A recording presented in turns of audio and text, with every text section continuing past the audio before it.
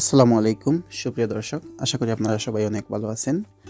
আজকে কাজাখস্তানের আলমাটি শহর থেকে এই মেঘাচ্ছন্ন কুয়াশাচ্ছন্ন দিনে আপনাদের সামনে সুন্দর একটি ভিডিও নিয়ে হাজির হলাম।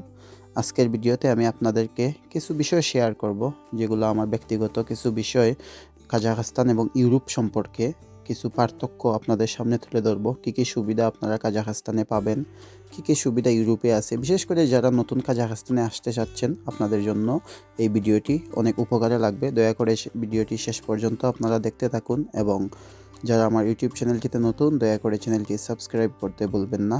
সুপ্রিয় দর্শক, আমি নিয়মিতভাবেই চেষ্টা করি আপনাদেরকে কাজাখস্তান সম্পর্কে এবং নতুন নতুন ভিডিও আপনাদের সামনে উপস্থাপন করার। সো এরই ধারাবাহিকতায় আজকের ভিডিওটি। সুপ্রিয় দর্শক, কাজাখস্তান হচ্ছে সেন্ট্রাল এশিয়ার একটি অনেক বড় একটা দেশ, উন্নয়নশীল একটা দেশ, এবং বিশ্বের মধ্যে নবম বৃহত্তম দেশ হিসেবে পরিচিত কাজাখস্তান, এবং এই দেশের বেশিরভাগ মানুষই মুসলমান, আপনারা জানেন।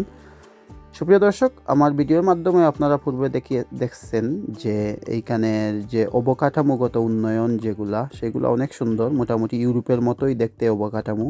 বিশেষ করে বিল্ডিংস, রাস্তাঘাট, যানবাহন এবং পার্ক বা জীবনযাপন ব্যবস্থা, চলাফেরা বা মানুষের লাইফস্টাইল সব কিছুই ইউরোপের সমতুল্য। বাট এইখানে কিছু পার্থক্য রয়েছে, বিশেষ করে আমি আপনাদেরকে স্টেপ বাই স্টেপ বা ধীরে ধীরে সবগুলো ভিডিওর মাধ্যমে বলবো। যেমন কাজাখস্তানে যদি আপনারা আসেন, এইখানে আপনারা ইউরোপের একটা ফিল পাবেন, যেমন বসবাসের ক্ষেত্রে, চলাফেরার ক্ষেত্রে, খাবার দাবারের ক্ষেত্রে বা মানুষের জীবনযাপন কীরকম দেখে আপনারা বুঝতে পারবেন যে এটা মোটামুটি ইউরোপের মতোই দেশ। কিন্তু এইখানে যে বৈধতার ক্ষেত্রে বা এইখানে ইমিগ্রেশনের ক্ষেত্রে কিছু পার্থক্য রয়েছে।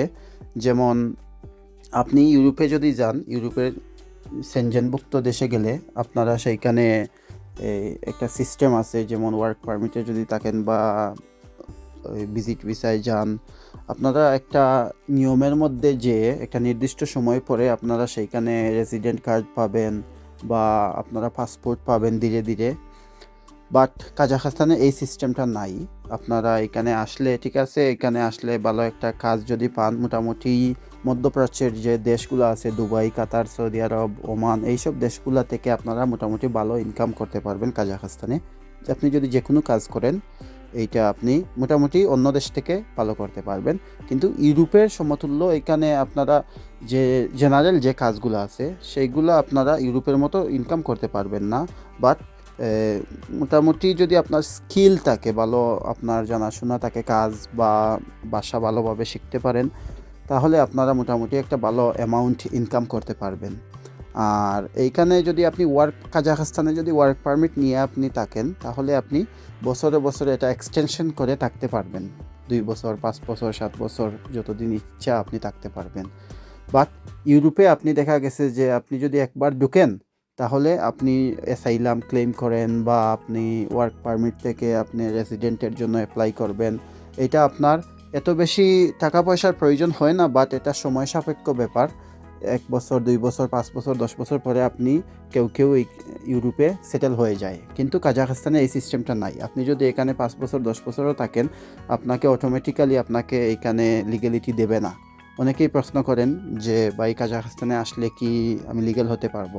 লিগ্যাল হওয়াটা এত সহজ না। আপনি যদি এখানে বিবাহ করেন, কাজাখস্তানে যদি বিয়ে করেন, তাহলে হয়তো আপনি আপনার যাকে বিয়ে করবেন তার সাথে চলাফেরা দীর্ঘদিন করার পরে, একসাথে থাকার পরে হয়তো আপনার রেসিডেন্ট কার্ড এখানে পাবেন। বাট এটাও একটা অনেক লং প্রসেসের মধ্যে যেতে হয়। আপনার যাকে বিয়ে করবেন তার সাথে আপনার ভালো সম্পর্ক বজায় রাখতে হবে। তারপরে এইখানে যদি আপনি বড় ব্যবসায়ী হন, আবার এইখানে যদি আপনি ভালো টাকা ইনভেস্ট করেন বা দেখাতে পারেন, তাহলে এখানে রেসিডেন্ট কার্ড পাওয়া সম্ভব। বাট কাজাখস্তানের রেসিডেন্ট কার্ড পাওয়ার পর পাসপোর্ট পাওয়াটা এত সহজ না। এই দেশের ভাষাটা ভালোভাবে আয়ত্ত করতে হবে, তারপরে আপনি হয়তো পাসপোর্ট পাওয়ার জন্য অ্যাপ্লাই করতে পারেন। বাট ইনকামের ক্ষেত্রে আমি তো আগেই বললাম যে মোটামুটি আপনার স্কিল যদি ভালো থাকে, মোটামুটি ইউরোপের মতো ইনকাম করতে পারবেন এইখানে। আর লিগ্যালিটির ক্ষেত্রে আপনি ইউরোপটাই বেস্ট। কাজাখস্তানে আপনি সহজভাবে লিগ্যাল হতে পারবেন না। বাট আপনি বছরে বছরে ওয়ার্ক পারমিট এক্সটেনশন করে কিছু টাকা পয়সা খরচ করে আপনি লিগ্যালভাবে থাকতে পারবেন, এই একটা সুবিধা। আর একটা জিনিস হচ্ছে গিয়ে, বাংলাদেশে কাজাখস্তানের এমবেসি নাই সেহেতু কাজাখস্তানে আসাটা একটু কঠিন। আবার ইউরোপের অনেক দেশে আপনি বাংলাদেশ থেকে ট্যুরিস্ট ভিসা পেয়ে যেতে পারবেন। এইটা ইউরোপের একটা সুবিধা। সেনজেনভুক্ত অনেক দেশের এমবেসি বাংলাদেশে আছে বা বিএফএস এর মাধ্যমে আপনারা যেতে পারবেন। কাজাখস্তানে বর্তমানে আসাটা অনেক কঠিন হয়ে গেছে। কী কারণে বললাম কাজাখস্তানের ভিসা কঠিন হয়েছে, যেটা আমি জানি যে পূর্বে যে সিস্টেমটা ছিল আজ থেকে 5-6 বছর আগে, আপনি যদি কাজাখস্তান থেকে ওয়ার্ক পারমিট ম্যানেজ করতে পারেন, ইনভাইটেশন বের করতে পারেন, তাহলে ইন্ডিয়াতে দিল্লিতে গিয়ে এমবেসিতে গিয়ে আপনি কাজাখস্তানের এমবেসি থেকে আপনি স্টিকার পাসপোর্টে লাগিয়ে আপনি ইন্ডিয়া থেকেও ফ্লাইট করা যেত। বর্তমানে তো ইন্ডিয়াতে যাওয়াটাই অনেক কষ্ট। আবার কাজাখস্তানে ইমিগ্রেশনও অনেক হার্ড এখন, যেহেতু বাংলাদেশিরা প্রচুর আছে এখানে অবৈধ।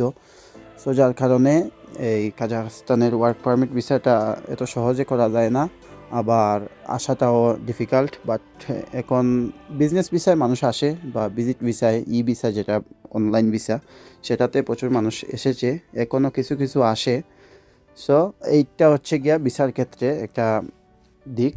আর আরেকটা দিক হচ্ছে গিয়া ইউরোপে আপনি মনে করেন যদি আপনি লিগ্যালভাবে থাকেন, তাহলে আপনার ফ্যামিলিকে নিয়ে আসতে পারবেন খুব সহজে, এবং ফ্যামিলি বাচ্চা কাচ্চা যারাই আছে আপনার ফ্যামিলির সদস্যদেরকে নিয়ে আসতে পারবে। কিন্তু কাজাখস্তানে এই সিস্টেমটা এত বেশি জনপ্রিয় না, কারণ যেহেতু যেমন আমি এখানে লিগ্যাল আছি, কিন্তু আমার ফ্যামিলি আনাটা অনেক কষ্ট, এখানে আনা বলতে গেলে খুবই ক্রিটিক্যাল।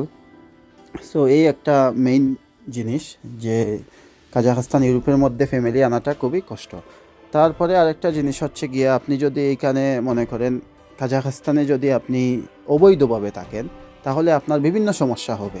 এইখানে পুলিশ ধরবে, আপনাকে 1-2বার চান্স দিবে বের হওয়ার, আবার অনেক সময় জরিমানা দিয়ে বের হতে পারবেন জেল থেকে। আবার দেখা গেছে 2-3বার পরে আপনাকে দেশে পাঠিয়ে দেবে, এমন সিচুয়েশন হয়েছে অনেকজনের সাথে। সো আর ইউরোপে যদি আপনি অবৈধভাবে থাকেন, অনেক দেশ আছে এখানে আপনি অবৈধভাবে থাকতে পারবেন, প্রচুর বাংলাদেশিরাও আছে বিভিন্ন দেশে, সেনজেনভুক্ত দেশে। ওদেরকে সরাসরি ইমিগ্রেশন জোর করে বাংলাদেশে পাঠিয়ে দিতে পারে না, ওদের রাইট নেই। একটা হিউম্যান যে রাইট আছে সেইটার কারণে ইউরোপ থেকে মানুষদেরকে জোর করে দিতে পারে না, কিন্তু কাজাখস্তান থেকে এইটা করতে পারে, ওদের এই ক্ষমতা আছে। সো এটা একটা বিশাল একটা পার্থক্য কাজাখস্তান এবং ইউরোপের মধ্যে। সো প্রচুর মানুষ কাজাখস্তানে আসে অবৈধভাবে থাকার জন্য, কিন্তু এটা একটা অনেক বড় একটা ভুল ধারণা, ভুল সিদ্ধান্ত। কারণ অবৈধভাবে থাকলে আপনি কোনো কিছু পাওয়ার আশা করতে পারবেন না, এইখান থেকে কোনো সুযোগ সুবিধা পাবেন না। হয়তো কিছু টাকা ইনকাম করবেন, কিন্তু যখন বিপদে পড়বেন তখন দেশে চলে যেতে হবে। যখন পুলিশে ধরবে আপনাকে, 1-2বার হয়তো আপনি কারো মাধ্যমে বের হতে পারবেন বা টাকা পয়সা দিয়ে বের হতে পারবেন, কিন্তু একটা সময় আপনাকে বের হয়ে যেতে হবে দেশ থেকে। তবে আপনি যদি লাইফ এনজয় করতে চান, কাজাখস্তানে মনে করেন লাইফ এনজয় করা যায়। যেমন এইখানে বাসা ভাড়া এগুলা মোটামুটি কম, বাসা ভাড়া ইউরোপে অনেক বেশি, এবং এইখানে জীবনযাত্রার মান, যেমন খরচ, খাবার দাবার, যাতায়াত ব্যবস্থা, এগুলা ইউরোপের চেয়ে কম। তো যাই হোক সুপ্রিয় দর্শক, আজকের ভিডিওতে আমি আপনাদেরকে বললাম, যদি কোনো ভুলভ্রান্তি হয়ে থাকে ক্ষমা সুন্দর দৃষ্টিতে দেখবেন, এবং চেষ্টা করব সামনের দিকে আমার ভিডিওতে আরও নতুন কোনো তথ্য দেওয়ার। সবাই ভালো থাকেন, সুস্থ থাকেন, আল্লাহ হাফিজ।